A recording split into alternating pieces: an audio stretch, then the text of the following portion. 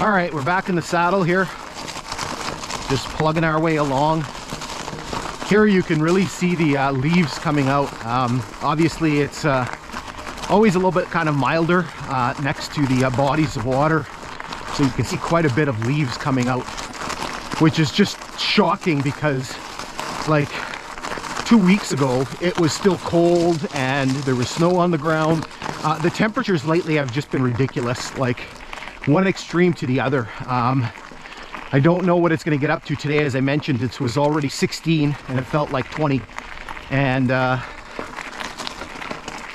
yesterday, I think in this area, you see lots of spikes here. Yesterday in this area, it was like 24, 25 degrees Celsius. So it's just crazy, the seesaw in temperatures. All right, so what I'm going to do is I'm going to zip you ahead a little bit here. So just enjoy the scenery and the cuttings and the rock cuts and the views of the bay here.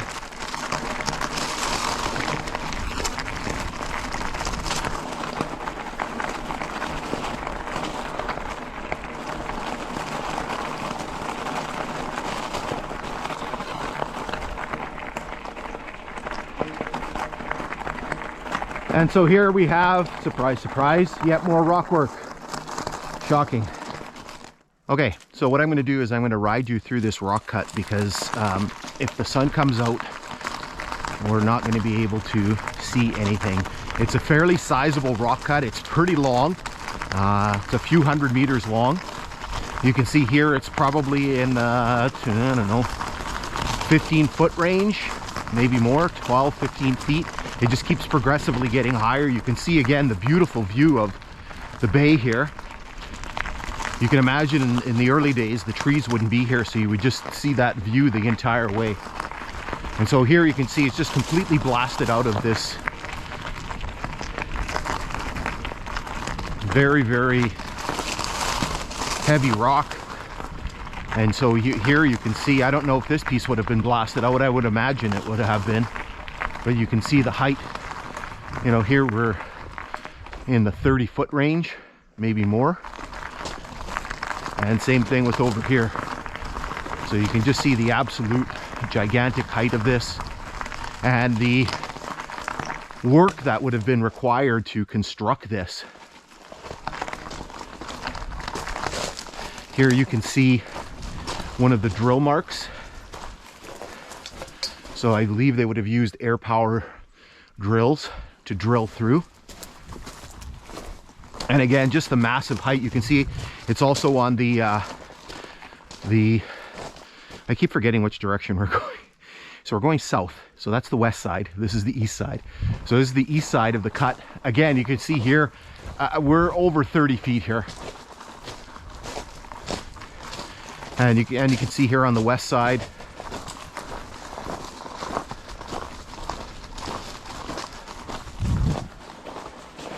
and again, just at the dawn of mechanization, right? So yeah, they're using powered drills and things like that to be able to drill through. But a lot of the explosives and stuff, they're using primitive. Here you can see, look at all these nice well-defined drill holes here. Look, there's 1, 2, 3, 4, 5, 6. And then there's look at the whole bunch here. And so, yeah, they would have been using some machinery, but there would also been a lot of labor that would have been done by hand as well.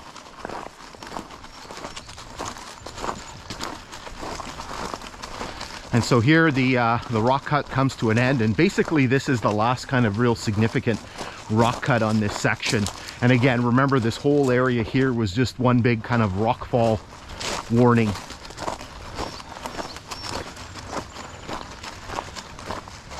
Okay, so what we're going to do is we're going to hold up here. We've got a little creek crossing under here and some pretty significant thing to talk about. Okay, so maybe I'm going to hop off here because there's a lot to talk about here.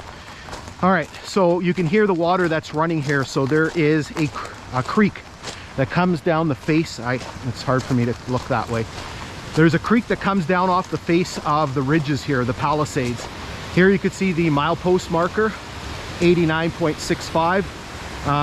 You can hear them out in the water that's rushing. You can see one of the old ceramic insulators from the power line. And so here you can see this creek. Now, why is this area significant?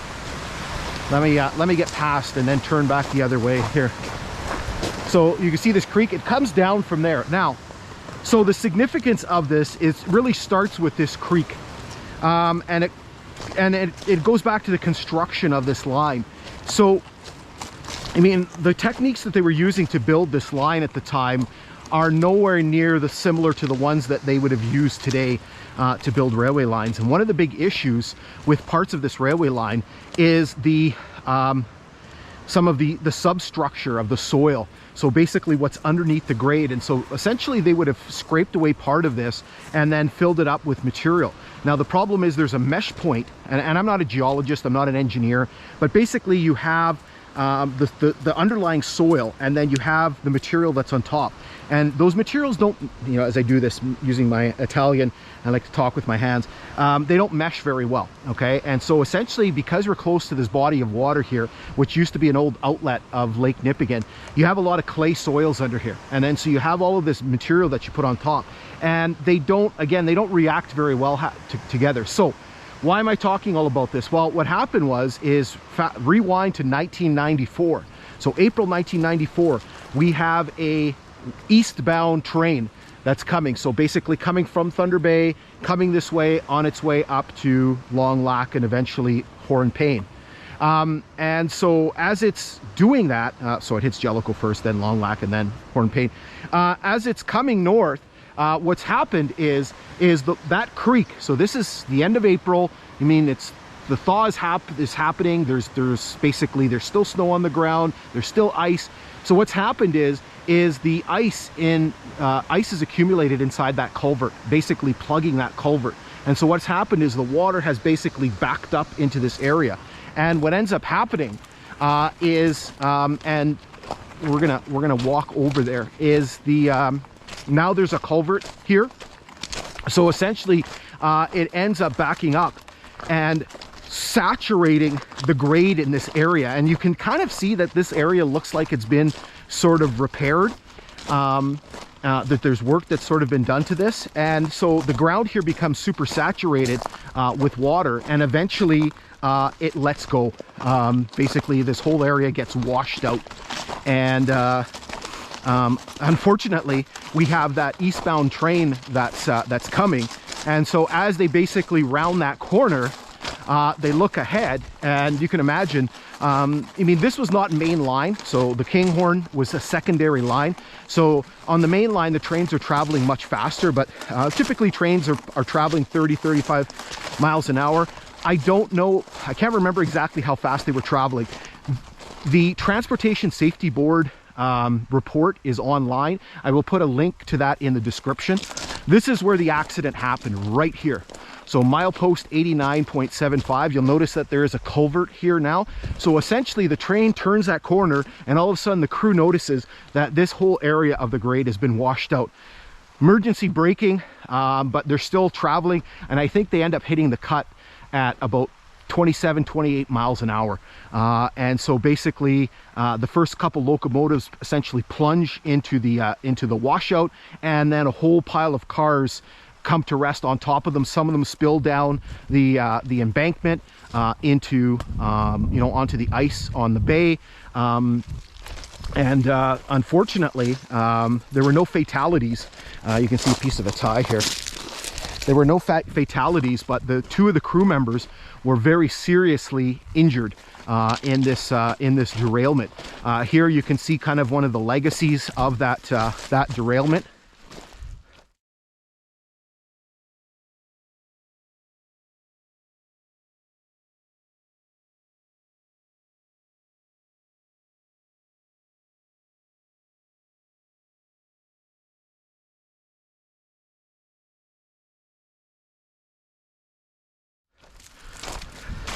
I don't know what this is a piece of. It's got some red paint on it. I don't know if this is a portion of the locomotive. But you can imagine there's all kinds of stuff down here. There's I don't know what these are called, but the springs from the you see metal and all of these springs down here, all of the coils, and there's yet more metal here, and there's one up here. So you can see all this debris that's scattered all over the place here. And so if you remember earlier, we did see a permanent slow order sign, and again, I don't know if that was because of the rock ridges that we saw or if it was because of this area. I know in the springtime the crews were advised to slow down. You could see this area here that there's been a lot of it's been widened out, and a lot of gravel and stuff has been placed here. And so again, this culvert is not on my profile map. So I do have a CN profile map. It's not on there. So I'm guessing this culvert was added as a direct result of this derailment. So again, you can read the Transportation Safety Board report on that link that you'll find in the description for the video. Let's just take a moment here before we get going. Again, the beauty of, you know, the unfortunate accident that happened here, but the beauty of Pijitawabik Bay, you can just see how absolutely beautiful and gorgeous it is here. Okay, so we're gonna hop back on the bike, and we're getting very close to our destination. It's just right up ahead, and we're gonna resume our journey momentarily.